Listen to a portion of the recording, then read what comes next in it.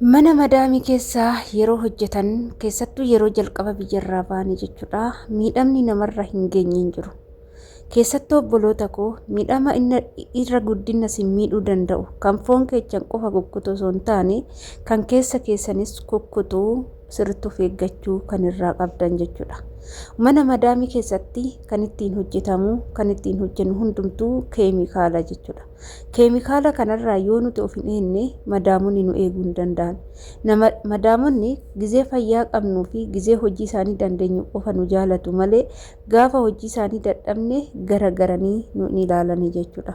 Obboleewwan keenya hedduun harki isaanii ciccitee hanga hojii madaamii dadhabanii madaamiin gaafa harka ishee ilaaltu gaafa harka ishee argitu baay'ee jibbitee lakki ati mana kiyyatti hin taatu nyaata ati hojjettu ijoolleen koo nyaattu ijoollee koo harka kanaan hin qabdu harka kanaan uffata ijoollee kootii hin miiccitu jechuudhaan baay'ee kan sarraatenyaa ishiidhaa jettee mana isheetitti shinnaa jaalattu jettee hanga harki ishee ciccitutti hojjettee fi garuu madaamiin hin jaalanne ni jibbite jechuudha. Kanaafuu obboloota koo gizee gola madaamii keessa hojjettanii adaraa keessan dursa ofii keechanii ta'a dursa ofii keechanii of eeggannoo godhadhaa. Jalqaba irratti madaamota waa hedduu hin barsiifne keessattuu wantoota ijoo as viidiyoo kana keessatti isinii dubbadhu jechuudha. Adaraa keessa viidiyoo kana hanga dhumaatitti dhaggeeffadhaa. Gizee mana madaamii tokkotti galtanii maal akka barsiisuu qabdan jalqaba irratti viidiyoo kana keessatti guutumaan guututti isiniif dubbadha jechuudha. Namoonni tokko viidiyoo an hojjedhu hanga dhumaan dhaggeeffattanii deebitanii gaaffii na gaafattu jechuudha viidiyooman deebisee irratti. Kanaafuu laayik gochuudhaan viidiyoo kana hanga dhumaatitti dhaggeeffadhaa isiniin jenna. Egaa nagaalleen dagannee ashamaa harka fuunee kabajamtootaaf daawwattoota hordoftoota keenya nageenyi koo kan jaalalaa fi kabajaa kanaaf bakkaa fi lafa jirtanitti isiniif haa baay'atu. Anis obboleettiin keessan bakkaa fi lafa jirutti waaqayyoof galannaa qabu nagaa fayyaa kootidha. Egaa obboloota koo obboleettii keenya akka waan garaa nama nyaatu fi waan qalbii nama cabsuudha. Erga biyyarraa dhuftee reefu baatii sadeen kana keessatti akkuma jalqaba irratti harka ishee isinii kaayesanii jechuudha. Harka ishee baay'ee ciccitee badee waa qabannaa haga dadhabdu dirasii bira geessee jirti. Madaamin ishee gaafa harka ishee kana argitu mana kiyya hojjettee itti fufuu hin dandeechu gara biyyaatan ishee galchaa. Harki ishee kun baay'ee na jibbisiisee harka ishee kanaan ijoollee kiyya tasa qabdi. Uffata ijoollee kiyya akka harka ishee kanaan naa miiccitu hin barbaadu. Akkasuma immoo nyaata ishiin hojjette ijoolleen koo tasa nyaatti waan ta'eef dafee tanan tikeetti muree gara biyyaa ishii galcha jette jechuudha. Mucayyoon tunoo kan obboleettiin keenya kun dhukkuba kana biyyarraa fidattee dhufne biyyarraa kan dhuftee natsaa fayyaa qulqulluudha. Mana ishee keessatti harki ishee akka nama cittoon qabeetitti kan ciccite kuni cittoon qabee isinitti hin fakkaatina. Keemikaala mana madaamititu akkanatti harka ishee kukkutee akkana ishee godhee booda madaamiin ishee jibbite. Madaamiin tuni ciccita harka ishee arginaan mana yaalan geechee yaalchisaa maal taate jettee hin yaanneef waraqaan seeratillee hin hojjechiifamneef waan siin garramu jechuudha. Innaa harkuma ishee ciccite kana hojii kiyyaaf ciccittee keemikaala mana kootitu kukkutee jettee hin yaanneef jechuudha. Nan galcha jette malee mana yaalaa geessin yaalchisaa maal taate laata jettee hin rifanneef jechuudha. Anillee jalqaba gizeen biyyaa ba'u jechuudha. Keemikaala kanneen itti wallaaluudhaan harka kiyyaan itti fufee hojjechuudhaan keemikaalli kun baay'ee harka koo na kukkutee harka keessa darbee qaamni kun muluun baay'ee na badee ture gaafan jalqaba biyyaa ba'u. Garuu yeroo sanitti ani bilbila sin hordofu akkasumas immoo viidiyoota fi barnoota darbu hundumaayyuu wanta argu hin qabu. Bilbilli nuuf hin eeyyamamne waan ta'eef waggaa lamaaf bilbila malee hojjedhe jechuudha. Ijoolleen ammaa garuu bilbila harkatti baattanii osoo jirtaniyyuu miidhaan garaagaraa akka isinirra ga'u hin eeyyaminaa isin jechuun affeerraa kootidha.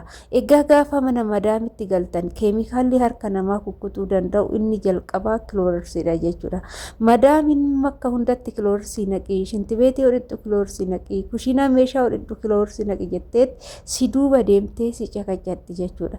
Atis immoo akka ishiin jettettan hojjechuu qaba akka ishiin na ajajjettan hojjechuu qaba jettee gaafa yaaddu gaafa kiloorsii fayyadamtu jechuudha. Harka kee tasallee kiloorsiidhaan harka kee hin tuqin harka kee hin tussiisinis jedha obboleettii koo. Kiloorsii jechuun harka keetiif diina jechuudha. Diina guddaa jechuudha.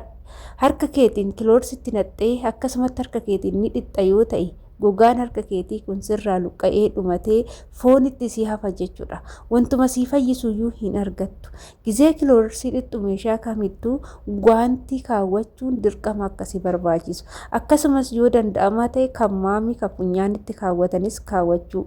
Maaliif jenna namoonni tokko urgaasaa kan jaalatatu jira, tokko kan jibbantu jira. Ani garuu urgaan isaa homaan godhu ijoolleen tokko garaa keessa nu seenee nu miidhee kan jedhanillee ni jiru. Funyaan nama tokko waan danda'u waan ta'eef jechuudha. Kanaafuu qaama keechan eeggadhaa, jalqaba ofii keechanii of eeggadhaa. Yoo fayyaa qabaattanidha mana sanillee yoo galtan iddoo biraa deemtanii hojjetachuu kan dandeessanii yoo fayyaa qabaattanidha. Keessattuu Saudi Arabiyaa keessatti waa'ee kiloorsii sirriitti jaalatu jechuudha. Meeshota yoo dhiqanii bakka sirriitti fiduu sirriitti jaalatu akka biyyoota kaawwaniiti miti jechuudha. Uffanni adii yoo miicamu dirqama isatti naqu.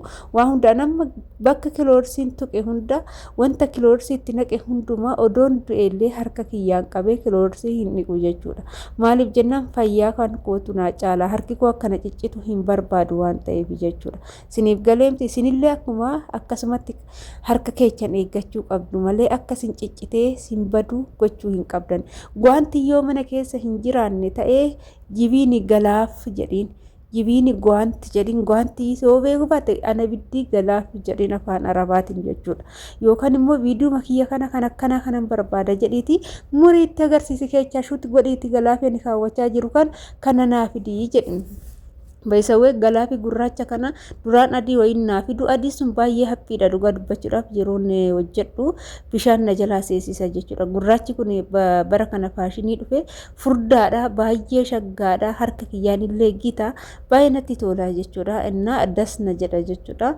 Innaa daraa keechan obboloota koisin jedha obboleettiin keenya har'a kunuu akkanatti jibbamtee madaamin nan galchaa hin barbaadu jechaa jirti. Kanaaf daraa keessan gizee kiloorsii fayyadamtan wanti akkasin barbaachisu madaamii teechan barsiisaati. Madaamiin teecha yeroo hundumaa akka manatti fiddu taasisaa siniin jedha. Inni biraammoo obboleewwan keenya baay'een isaanii boqonnaa dhabnee jirra. Madaamiin kiyyaa akkan tasallee taa'u naaf hin eeyyamtu waan godhu wallaalee kan jettan baay'ee keessantu jira. Dhugaa dubbachuudhaaf mana madaamitti gaafa galanii jechuudha. Wanta guyyaa jalqabaa hin barsiisin madaamiin duubatti deebitee namaa hin barattu jechuudha. Anillee mudannoon kun na mudachaa ture garuu erga waa hunda baradheen waa'ee kanas barsiifadhee jechuudha. Maaliif jennaan jalqabuma gaafa mana san hojjechuu eegaltu boqonnaan akkasii barbaachisuu fi atis nama akka taate itti agarsiisuu qabda. Akka dadhabdutti agarsiisuu qabda. Guyyaa gaafa cidhaati kee fixxee misaa nyaatanii ka'anii sa'aatii 2 boqonnaan akkasii barbaachisu.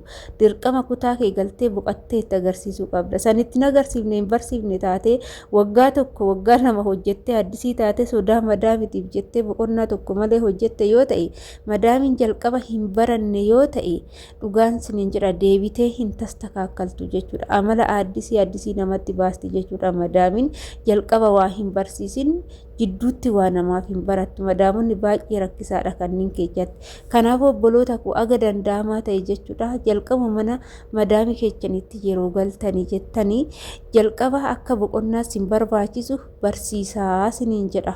Asumarraan inni biraammoo ijoolleen hedduu madaamonni teenya nyaata nuuf fidduu nyaata nuuf hin kennitu jedhu. Namni kamiyyuu taanan jaalatanii jibbanii nyaattu malee akka hin jiraanne dirqama madaamiin ta'e beekuu qabdi jechuudha.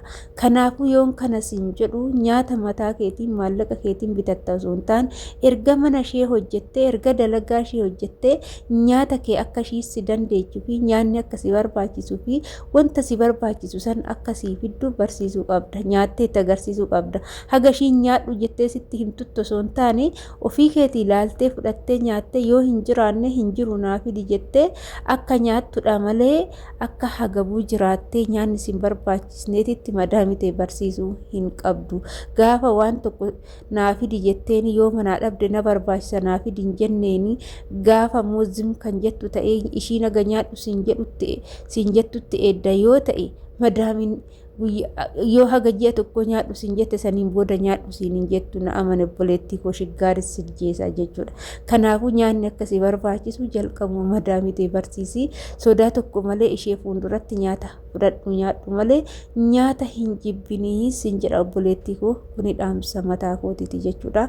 Kan fudhate hin fudhata, kan fudhachuu dide immoo hin dhiisa jechuudha. Maaliif wanta tokko namni fakkeenyaaf jalqaba gizeen kun baay'een sodaachaa ture. Hanga isheen naa kennitutti odoon du'ee darbeen fudhadhu waan naalloltu natti fakkaatti.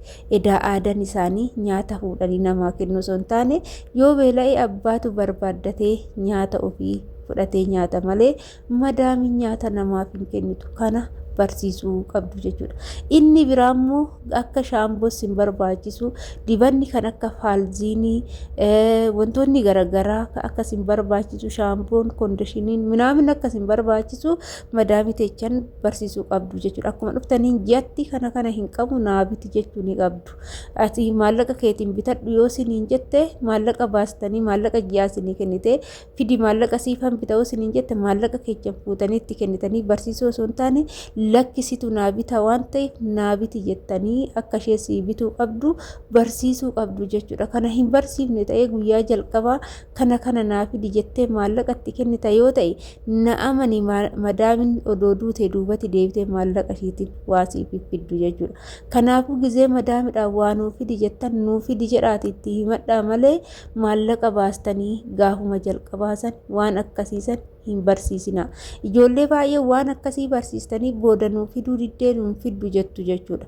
Nuufidi jedhaani baqa kuni nu barbaachisaa nuufidi jedhaatuma caqaccaqaa jechuudha. Isaan ciqiccaqii jaalatu malee guyyaa tokko itti himtee itti himeen jira jettee yoo jette waa namaan fidani jechuudha. Isaan irra deddeebi'anii agatti himanitti. Anamma yeroo mana kanatti jechuudha faalziin isaa ta'u rigal kan yaa ta'u wantuma hundumaa saamunaa kan yaa ta'u koondishinii yaa ta'u shaampoo haa ta'u gizee hin jiraanne jechuudha. Dirduun godheen bilbila kootis sagalee ergaaf jechuudha. Yoon isaan manatti argeeffatanii yoon dhabe jechuudha kana na barbaachisa naafidii hin qabu dhumatee jira yoon jedheen dhugaan sirriitti manaa fidu jechuudha. Gizee tokko yoon itti hime garuu naaf hin fidan irra deddeebi'ee gizee 2-3 itti isaan amala akkasii qabu jechuudha. Walumaa galatti kanan isin jechuu barbaadu obboloota kooyi. Inni biraa immoo jechuudha adaraa keessan jechuudha. Gizee hundumaayyuu qaama keechan of eeggannoo godhadha. Ijoollee obboloota koo fayyaa keechan eeggadhaa jechuudha. Kan akka fayyaa hin jiru hojii madaamiti jettanii of hin gatinaa of hin dagatinaa. Aguma fedhes yoo ta'e fayyaa keechan hin dagatinaa, nyaata keechan hin irraanfatinaa, qaama keechan harka keechan kiloorsii diitoolii garagaraatiin of keemikaala isaaniitiin of hin kukkutinaa of eeggannoo godhadhaa.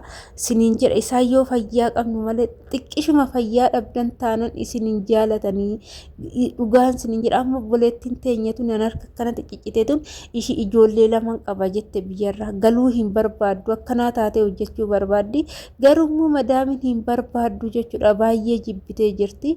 Chaansii yoo warra biirootti deebitee biiroon mana biraa jijjiiree fi minaalbaata harki kuffaalzinii dibattee fayyee fi gara biraa galtee hojjetteedha.